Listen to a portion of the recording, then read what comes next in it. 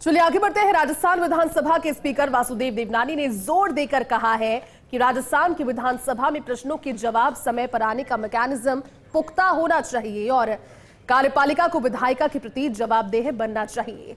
अपने कोटा प्रवास के दौरान रेजिडेंट एडिटर भंवर एस चारण के साथ एक्सक्लूसिव बातचीत में देवनानी ने देश की राजनीति में गठबंधन के युग पर वापसी पर भी बात रखी। तो साथ ही कहा कि आज का दौर मोदी युग और भारत के महान लोकतंत्र का युग है और 21वीं सदी भारत की सदी होगी। राज्य विधानसभा के स्पीकर वासुदेव देवनानी आज कोटा के दौरे पर है। देवनानी साहब, शिक्षा मंत्री रहते भी देवनानी हमेशा नवाचार के लिए जाने जाते थे। अब स्पीकरशिप में आपकी राज्य विधानसभा में कौन से नवाचार देखने को मिलेंगे? इस बार भी हमने कुछ नवाचार किए हैं। जैसे मैंने सबसे पहले सर्वदलीय बैठक की पहल की, जो आज तक राजस्थान के विधानसभा के इतिहास में पहले कभी नहीं हुई। और उसके साथ इस बार विधानसभाओं के प्रश्न सही समय पे आएँ, कार्यपालिका विधायिका के प्रति जवाबदेह बने, इसके लिए आज सारे प्रमुख शासन सचिव और मुख्य सचिव की आज बैठक भी ली। और विधानसभा के अंदर हमेशा जो है भाई, हमने इस बार डायरी प्रकाशित की है।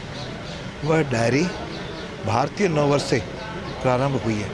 उसमें सारे महापुरुषों के चित्र हैं, डॉक्टर अंबेडकर से लेकर के भगवान महावीर से लेकर के राणा प्रताप सबके हैं। तो ये एक प्रकार का नवाचार किया है।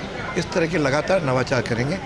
म्यूज़ियम है, पहले म्यूज़ियम के लिए साल भर में कुल मिला के 500-700 लोग देखने आते हैं। उसको हमने जन के लिए खोला है और जनता आ रही है। पहले 4 महीने के अंदर 5000 लोग से ज़्यादा अधिक को देख चुके हैं। ताकि इस प्रकार का विधानसभा जनता की है, जनता के लिए बने। लेकिन उसकी जो कोई मर्यादाएँ हैं, अनुशासन, सुरक्षा, वो सबको ध्यान में रखते हुए आगे करेंगे।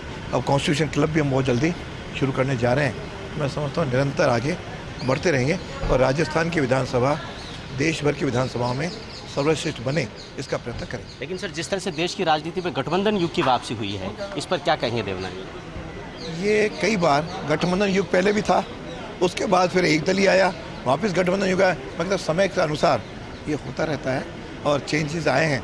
इसके भी कुछ अच्छे परिणाम होंगे और अभी जिनके हाथों में नेतृत्व है, मुझे लगता है उसको सफलतापूर्वक इस देश को आगे ले जाएंगे। लेकिन सर, यूसीसी जनसंख्या नियंत्रण विधेयक, आपको लगता है कि मेजोरिटी जिस तरह की है हो पाएगा सब कुछ?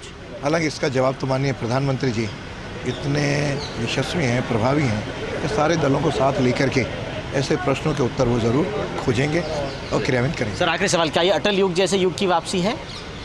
अभी क्या, अटल जी का युग अपने प्रकार का था, मोदी युग अपने प्रकार का है। अभी भी जो नया युग है वह भी अभी तो मोदी युग ही चल रहा है। मैं समझता हूँ किसी व्यक्ति का युग तो है ही, जो हमेशा श्रेष्ठ काम करते हैं तो उनका युग बनता है।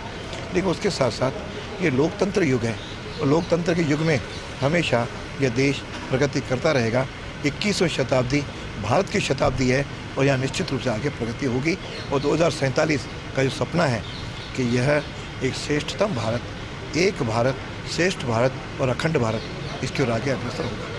एक भारत श्रेष्ठ भारत की तरफ भारत अग्रसर होगा, वासुदेव देवनानी ने कोटा में कहा है फर्स्ट इंडिया से एक्सक्लूसिव बातचीत करते हुए। और साथ में उन्होंने कहा है कि जो भी बीजेपी का एजेंडा है या फिर मिनिमम प्रोग्राम है, उस पर इस मेजोरिटी के साथ भी बीजेपी आगे बढ़ती रहेगी। साथ में देवनानी ने कई तरह के नवाचारों का जिक्र किया है जो कि स्पीकर रहते वो राजस्थान की विधानसभा में करने वाले हैं।